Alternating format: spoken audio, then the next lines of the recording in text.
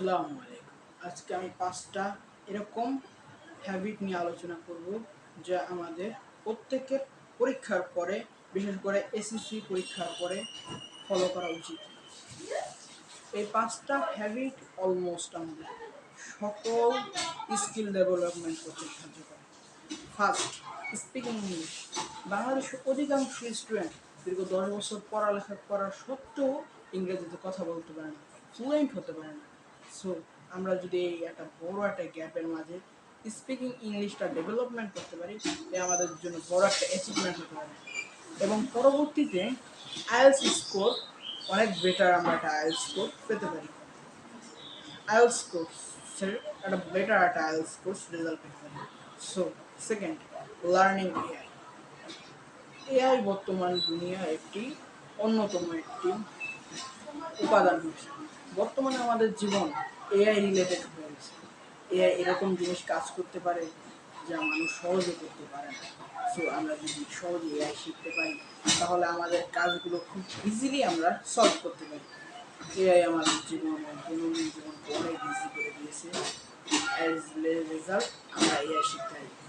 Three, communication skill.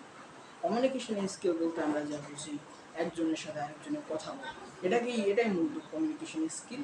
কিন্তু আমরা এটাকে অনেক বড় একটা লেভেলে করছি। এটা কি না কি, আসলে আপনার সাথে আমি কথা বলছি, এটাই কমিউনিকেশন স্কিল। এই স্কিলটা আমাদেরকে পরবর্তীতে ফাইন্যান্সিয়ালি ক্রাইসিস থেকে মুক্তি লাভ করে। যেমন আমরা কোনো কিছু বিক্রি করার সময় আপনাকে আমার কনভিন্স করতে হবে যে এই জিনিসটার ফ্যাসিলিটি কী, এটা কেন কিনবো, ইত্যাদি ইত্যাদি। তাই communication skill is a very important for me. Communication, এই যে আমি ইউটিউবে ভিডিও বানাচ্ছি, এটাও একটা কমিউনিকেশন স্কিলের অন্তর্ভুক্ত। Fourth, creative thinking.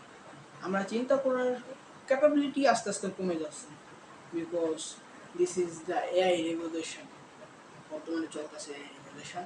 আমরা চিন্তা করি না, আমাকে কোনো প্রবলেম হলে আগে চ্যাট জিপিটি বা গুগলকে জিজ্ঞাসা যে এটা কেন হয়, বা এই আমরা আসলে ডিপলি চিন্তা করতে পারি না, ফলে আমরা এটার সমাধানও পাই না, আর এটা আমাদের মাথায় লং লাস্টিং হয়ও না।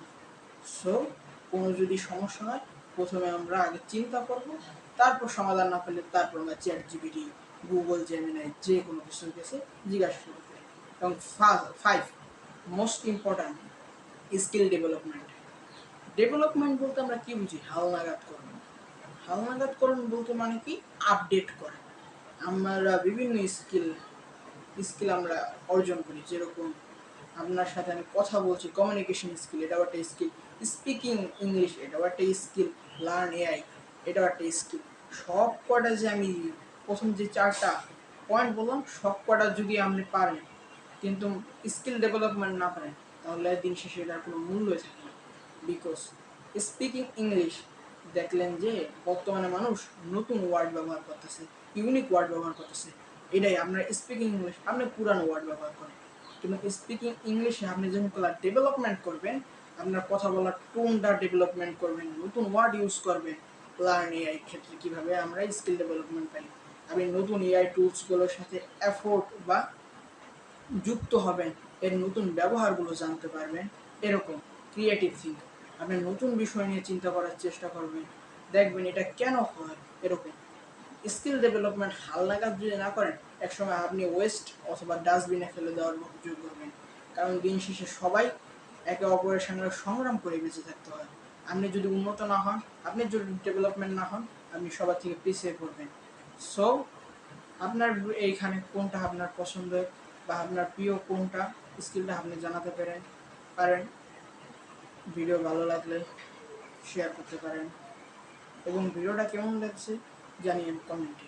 আল্লাহ হাফেজ, আসসালাম।